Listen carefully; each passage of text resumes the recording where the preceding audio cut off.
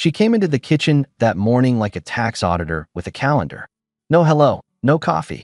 She set her phone on the counter, showed me a picture of some gleaming, pointless gadget for the house, and tapped the price with her nail. I want this. I looked at the number. For what? It doesn't do anything we need. It's aesthetic, Claire said. Transfer the money. No.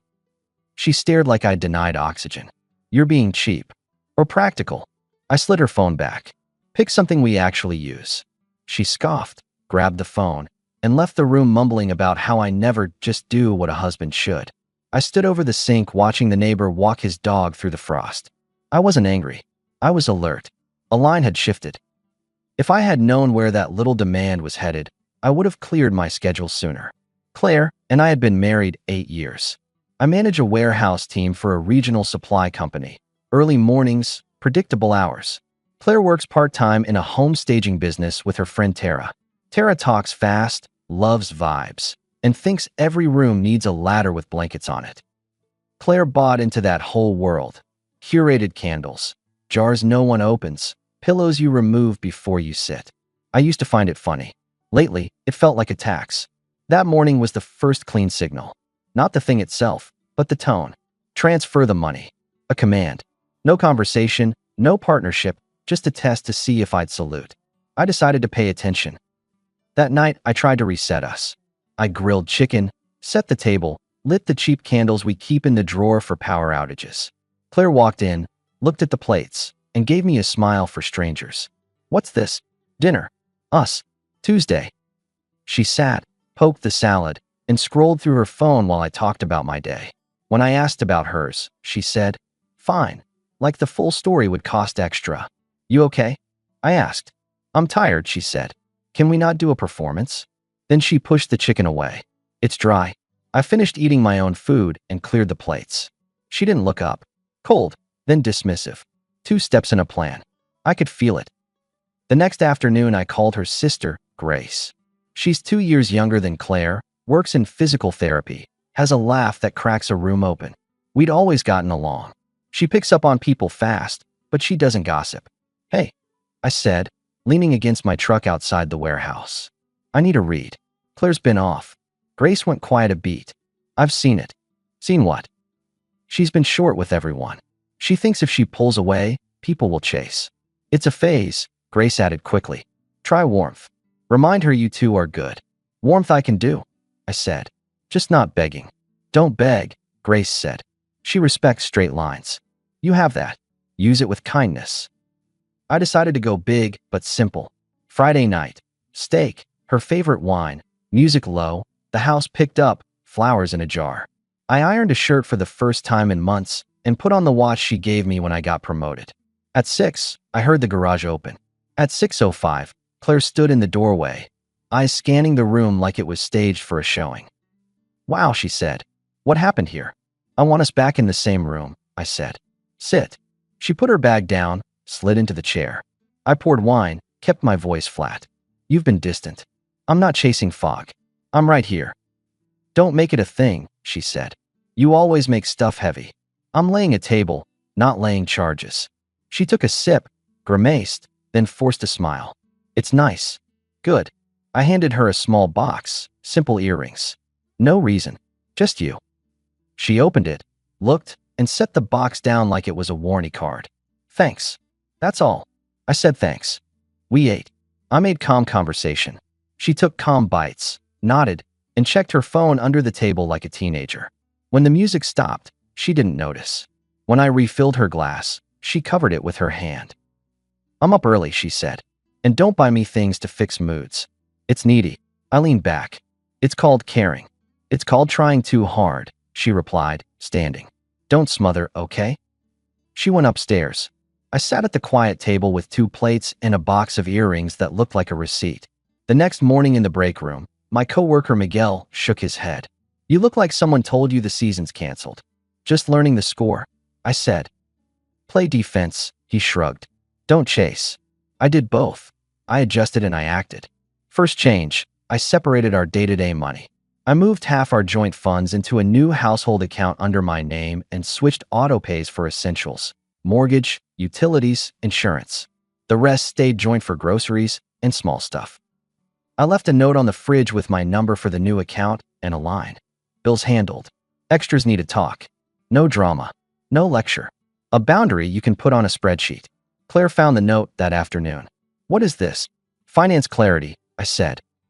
You're controlling me. I'm preventing friction. Essentials are covered. Extras are discussions. That feeder isn't essential, she snapped, waving her phone again with another shining piece of nonsense on it. No, it's not, I said. But bring me something that actually improves our life, and we'll discuss it. She laughed through her nose. You think you get to decide what improves my life? I think I get a voice in how we spend money we both earn, I answered. That's what adults do. She stared, weighing whether to escalate. Then, first illusion. She softened. Put the phone down. Touched my arm. Okay, she said. Maybe I've been edgy. Work's been weird. Tara's on my case. I took it out on you. She gave me a small kiss and peered up. Dinner tonight? No talk. Just us. I watched her hands. No tension. The smile reached her eyes. It looked real enough to pass a quick inspection. I allowed a half step of trust. Sure, I said. 7. We had dinner at a neighborhood place. She asked about my projects, listened, laughed at a story about Miguel mixing up pallets. In the car, she turned the radio down. Thank you for trying, she said. I see it. Then meet me halfway. I said. I will. We got home. She was warm. She slid under my arm on the couch and let the show play in the background. Then, near the end, when my guard was almost back in my pocket, she pulled out her phone and started texting with an intensity that blocked out the room. What's up? I asked. Nothing, she said. Don't start. Not starting.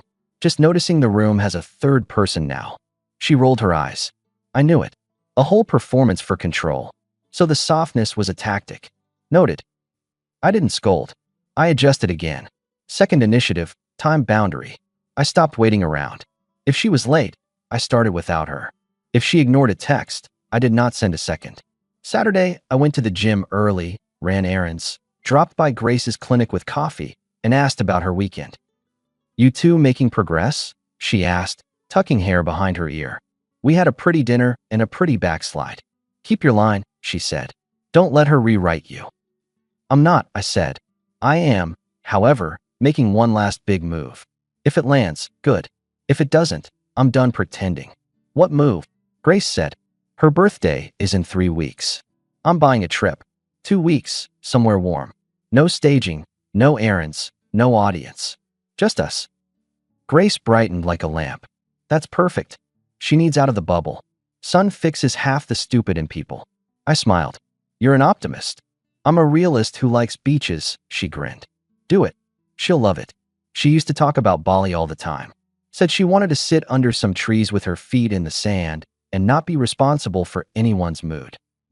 Bali it is, I said, even though the time zone math in my brain started doing push-ups. I booked flights for 2 and a small villa near the ocean. I arranged time off with my boss. You sure you want 2 weeks? He asked. Yes, I said. Non-negotiable. Good, he said. Take the time. The place won't burn. I printed the tickets and put them in a simple envelope. The plan was clean. Give it to her at the party Grace and I were hosting at our place. Family, a few friends, cake. Public, yes, but not for show. For clarity. For a line. The days leading up were textbook escalation. Cold turned to mockery. One night, Claire looked at my shirt and snorted. You really can't dress yourself without me. Looks fine to me. It's cute that you think that. Another night, I came home to an empty house and a note. Out with Tara. Don't wait up. No context, no return time. When she got back near midnight, she brushed past me. Why didn't you text? I asked. I'm allowed to have a life. So am I said. And my life includes dinner at 7. If you're not in it, say so. She waved a hand. Stop scheduling me. So I stopped scheduling her. I scheduled me. I moved a fishing trip up 2 weekends and didn't ask. I told her at breakfast. Going to the lake with Mike and Paul. Back Sunday. She tried to bait a fight. You didn't ask. I informed, I said. Just like your note. Fair is fair. She gave me a thin smile. We'll see. The morning of the party, she floated through the kitchen humming and using my nice knives to shave the tops off muffins. She'd invited Tara and her husband, our neighbors, her parents, and of course Grace. I kept it simple. Grill, Music, coolers on the deck. By 6, the house was full of voices. Claire was in her element, air kissing, explaining the garnish on a punch bowl like it was a thesis. I watched her perform warmth for the room while keeping me at arm's length. It was a neat trick if you didn't care about truth. At 8, when the toast time came, I tapped my glass. The room fell quiet. I'm not a speech guy, but I can deliver with a straight face. Thanks for coming, I said. Claire, you make spaces beautiful. That's not nothing.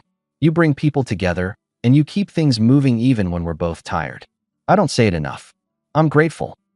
A few people nodded. Grace held my eyes a half beat, encouraging. I lifted an envelope. I've been thinking about what we need. Not another gadget. Time. So, for your birthday, I got us 2 weeks where no one can knock. Somewhere you once said you wanted to go. I handed her the envelope. She took it like it might explode, slid a nail under the seal, and pulled the papers out. Grace leaned forward. Tara stood on her toes. The room went hush. Bali, Claire said. Yes, I said. Just us. She blinked, then smiled with the corners of her mouth and nothing else. Bali, 2 weeks. Together. That's the idea, I said. She let out a small laugh. No, thank you. The sound in the room changed. Like a window slammed. Someone coughed. Tara's eyes went wide. My neighbor's wife actually whispered, wow. Excuse me. I said, not angry. Just making sure the air carried words accurately.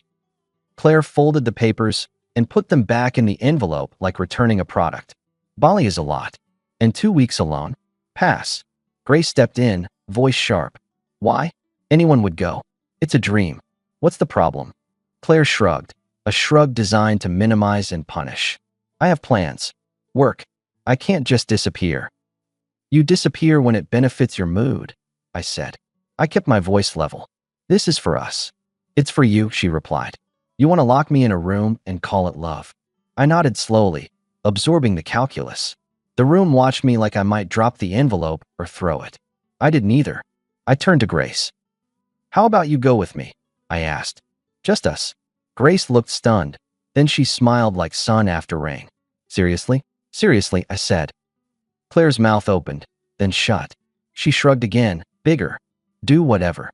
We moved on. Cake. Music back up. I made sure everyone felt comfortable. I laughed with my neighbor about yard tools. I showed Miguel a picture of the fishing trip I'd moved. The room wanted to peek at the wound. I refused to bleed. Later, when people thinned out, Grace pulled me toward the side yard near the trash bins. The motion light clicked on. Did you mean that? She asked. Yes. Evan, she said softly, it's risky. She'll lose it. She already chose an audience to tell me no, I said. I won't let the tickets die of shame in a drawer. Come with me. Grace breathed in, then nodded. I'm in. Pack light, I said. We leave in the morning. I slept like a man who'd finally picked a lane. At the airport, Grace wore a loose sweater and no makeup. She looked like herself. On the plane, she kept checking her phone. She's texted me 3 times, Grace said. Do I answer? Not today, I said. We landed in a place that smelled like salt and fried garlic. Our villa was small and human, 1 bedroom each, a little pool that reflected palm fronds at night, a path to the beach. The first day, we did nothing big. We ate grilled fish, sat too long at lunch, let the ocean noise wash the city noises out of our heads. Grace walked with me at sunset. She's going to twist this, she said, tossing a pebble. She twisted the moment I offered Grace in front of our friends. I said, I'm done playing. That night, over simple noodles at a place with plastic chairs, Grace said, you didn't deserve that. I know what I deserve, I said. I also know what I'll accept. 2 different lists now. We fell into a routine that felt like a life. Morning coffee on the little porch, walks along the water, late lunches that turned into slow conversations. We rented scooters one day and went inland to see terraces waving in the breeze. We sat in a tiny courtyard listening to a guy play guitar badly, and it felt better than any perfect restaurant at home. People smiled with their whole faces. Nobody staged anything for clout. We never pretended we weren't together, but we kept it clean. No lines blurred that would haunt me later. Still, there was a shift. One evening, rain came in early. We dragged 2 chairs under the overhang and listened to it drum on the pool. Grace tucked her legs up and watched me. You're different here, she said. How? Looser. You don't scan the room for something to fix. You wait your turn with the world. Maybe the world is finally minding its manners, I said, and she laughed. You did something brave, she said after a while. Not because you invited me. Because you stopped asking someone to be nice to you. I asked, I said. Then I drew a line. The second part was the new thing. She sipped her tea, then set it down. Her voice dropped. If I'm out of line, tell me. But if a man I respected and liked offered me a life like this, calm, honest, with stupid jokes and the kind of quiet where you actually hear your own thinking, I would say yes before he finished asking. I watched the rain push ripples across the water. My answer came out simple. If I had a wife like you, we'd have very few problems. She blinked fast, then looked away, then back. Don't be nice just to be nice. It's cruel in the end. I'm not being nice, I said. I'm telling you what's true. Her throat tightened. She swallowed and smiled, the kind of smile that starts at relief. I have loved you for a long time, she said, voice not shaking, eyes not begging. It was a confession, not a request. I never let it out because the world is small and I respect vows. But I love the way you hold a line. I love the way you think 3 moves ahead and still choose mercy first. I put my hand over hers. When we get back, I'm filing. Not in a month. Not after a talk. Right away. And I would like to start with you early. Clean and open. No hiding, no drama. If that scares you, say so. She shook her head once, small and sure. It doesn't scare me. It scares me how much I want it. It's not a joke, I said. I know, she said. I'm in. We didn't need more words after that. The rest of the week, we were careful, and we were happy. We moved like people who finally matched pace. We agreed to keep Bali quiet until papers were in motion. It wasn't about secrecy for thrills.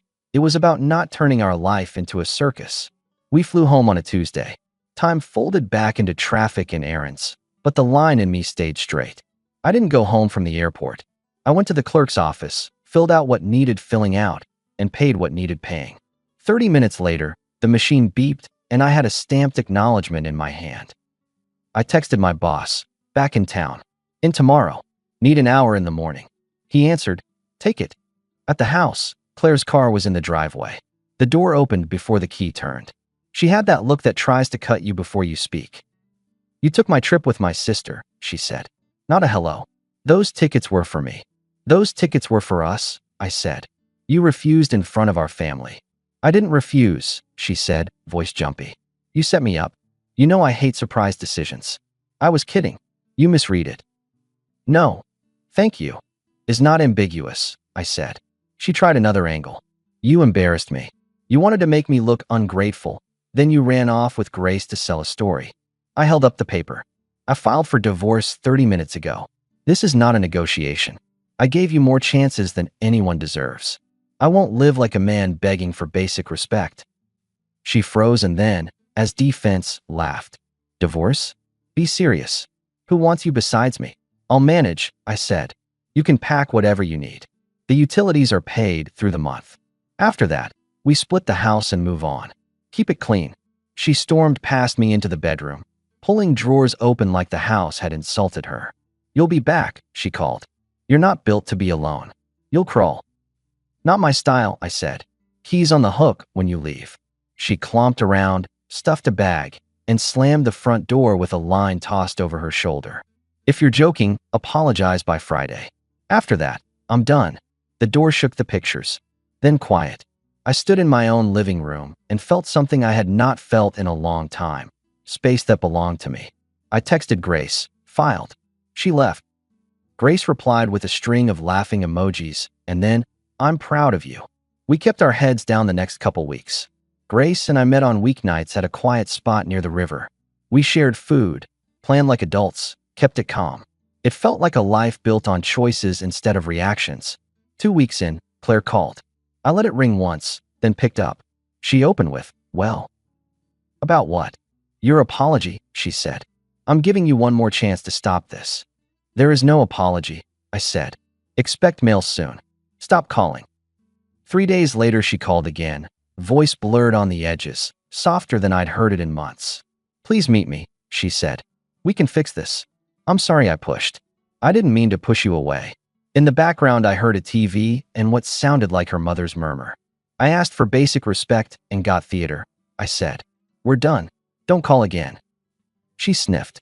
"You're really going to throw it away?" "I'm throwing away the part that rots." She hung up without goodbye. When the paperwork moved far enough along that telling the truth wouldn't ignite scandal, Grace and I told our families we were together and planning to marry. We did it in broad daylight with normal clothes and no stunts. My parents nodded like their shoulders dropped 3 inches. Her dad gave me a handshake that had weight in it. Claire's mother watched the floor like it could save her. Tara tried to make a face into a headline and found no readers. Neighbors acted like they'd been watching the same show. "You two fit," my neighbor's wife said. "We all saw it when you left for that trip. Not the scandal, just the calm." We took a small place outside town with a yard that wants attention. I bought a used truck that doesn't complain. I go to work, I lift, I cook simple meals that we actually eat. On Fridays, we sit on the back steps and talk about our week without scoring points. Grace reads on the couch with her feet tucked under a blanket that actually gets used. We laugh, we argue quickly and directly, and we sleep like people without a court date. Claire moved into a 1-bedroom near downtown. Word through the family chain was predictable. First, she told everyone she was getting better offers. Then she told a smaller group that I ruined her life. Then she asked for help moving again because the rent was ridiculous for what it is. I didn't gloat. I didn't gloat because I didn't need to.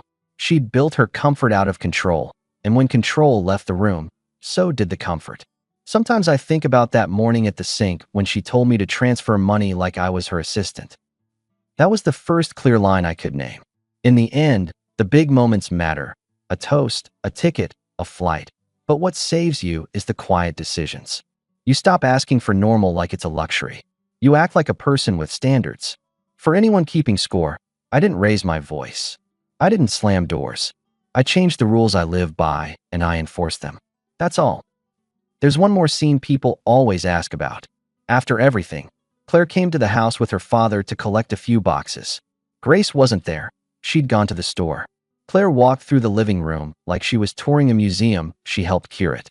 She stopped at the mantel where I'd put a framed photo of Grace and me standing on the beach, hair messy, faces unarranged. Claire touched the frame and turned. "This is cruel." "No," I said. "This is honest." She had 100 things to say and said none. Her father clicked his tongue and told her to grab the boxes.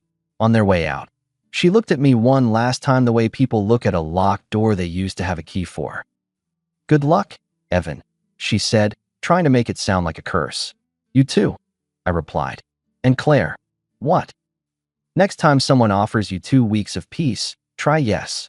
She left without slamming the door. A month later, on a Saturday, I stood in my yard with a rake and a coffee. Grace came out with her hair in a low knot and a sweatshirt that didn't match anything. She set a muffin on the porch rail and smiled.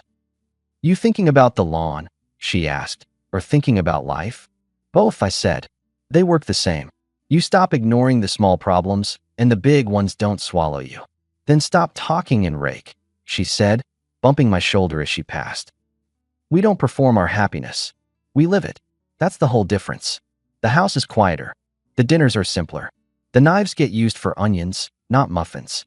And when someone knocks, it's a friend or my brother or her coworker who hurt his back moving a treadmill he shouldn't have bought."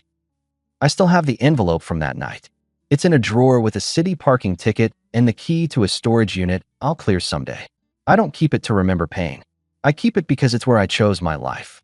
Not the plane, not the papers. The moment I refuse to play along with a story where I lose my self-respect in exchange for someone else's temporary comfort. People think the satisfaction comes from the big closing line. And sure, I gave one. But the real ending was smaller and better. It was walking into my own house after filing, setting the paper on the table, and knowing the rules were mine again. As for Claire, I wish her a decent Sunday afternoon and a bill she can afford. That's more grace than she ever offered me. I won't check on her. I won't explain myself to her friends, and I won't go back. I don't chase fog. I build weather.